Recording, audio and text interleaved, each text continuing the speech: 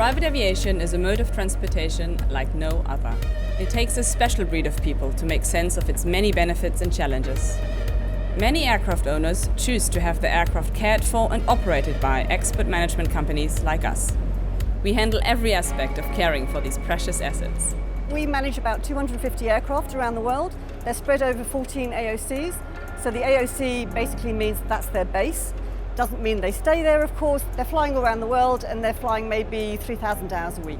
We have 14 MROs, which is the maintenance facilities, and we have 23 FBOs. In total, we have about 1,500 staff spread over 23 countries. We employ over 30 different nationalities. About a third of our workforce are actually females. So yes, it's very diverse.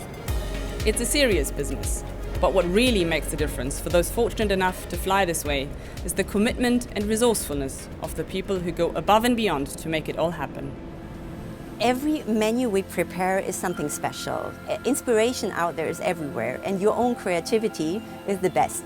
But the most important thing is to customize our service and to have the best food quality on board. Then we go out, if we have time, and shop on markets, organic markets. The bread from bakeries is also very important. So sometimes I have 3 stops before I start going to the airport.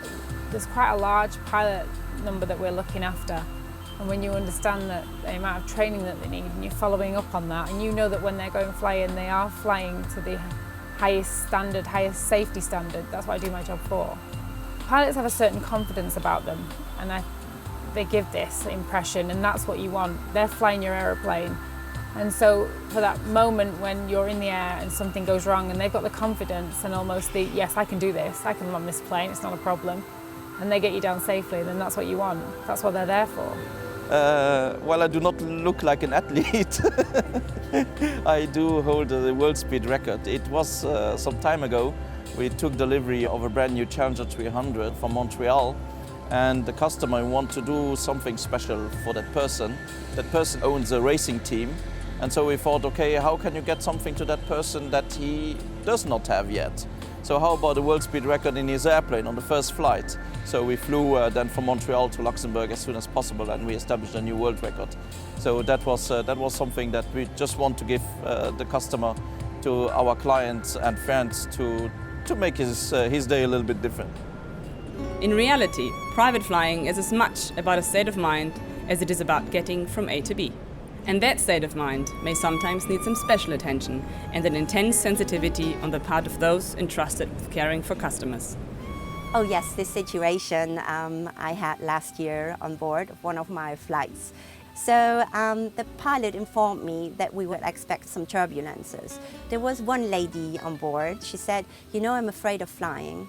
When the turbulences started, I decided to ask her, do you like ABBA? And then she looked at me and said, yes. And I said, you like Dancing Queen? Yes. So okay, I switched on Dancing Queen, and I would just sit down next to her and start singing. She looked at me, and then after 1 minute, we were just singing together. And even for a dancing queen, conveying a sense of professionalism and style is important too. I was lucky that I had the chance to design this uniform, and I am a friend of vintage, of course. I love vintage. I saw in a very old book, I saw a kind of photo from the 1950s, and it was a new look from Dior. And I was so inspired that I thought I will just design some details in this new uniform, followed up by the little headpiece, which makes it very special. So yeah, that's the result. The scale and complexity of aircraft operations can be extraordinary. It places a big responsibility on the shoulders of those who manage them. But some people were just born to do this. I think operations gets viewed as kind of flight planning in a very technical discipline, which that's not what makes business aviation. Everybody kind of takes that a bit for granted, the technical side. You have to be very good at it, it has to be delivered very, very well. But actually the side that both staff and customers are obviously interested in is the value that you can add for the whole experience. Anybody that has pets knows they become a member of the family, so to treat a pet differently or not to consider the pet's needs, I mean, it sounds a bit sort of over the top, but it's not. It's what really makes the difference. So an aeroplane that was flying from London to South Africa had to make a tech stop, had to stop for fuel, Where do we stop? Well, we can stop in the middle of the Sahara. That's on the quickest route.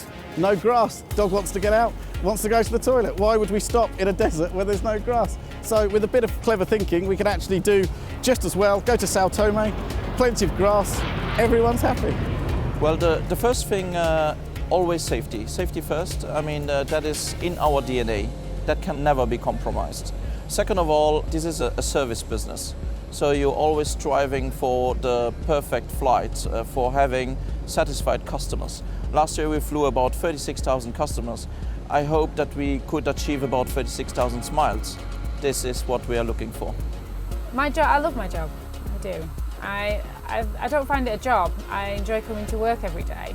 Yes, it's very, very stressful, and sometimes I think, why don't I go and just work in a cake shop? But yeah, it brings you back in because you like the change, you like how it goes on. Yeah. You can't apply logic to any of this. There's no such thing as applying logic. Why don't we do it like this and like this and this? Because logic just doesn't always work. So it's that thinking just outside the box, day in, day out, and that's all about adding the value back in again. So it's not just about applying logic to it, because that's just not what it's about. It's about good creative thinking. This is the best feeling when the clients go out and stepping out of your aircraft and saying goodbye. This flight was just perfect. Thank you very much for your service. This is like a kind of a rock star at the end of a concert where everybody is just clapping and you say, yes, I made it. I worked in the financial services industry before. It's all very desk-bound, and what you could actually see is what's on the screen. Very interesting at the time, very fast-moving at the time, but not substantial. When I come to work in the morning, I drive to an airport, I drive past some business jets, I have a look and say, oh, who's in today? What aircraft are these? How busy is the apron? And that's what makes it concrete, it makes it substantial, it makes it interesting. Business aviation is one of those things that once it gets you in, it sucks you in, and it's very difficult to let you go. So even on the worst days, when you're leaving the office very frustrated and saying, what have I done today? What have I achieved today? You look around you and say, yeah, I'll still be back here tomorrow.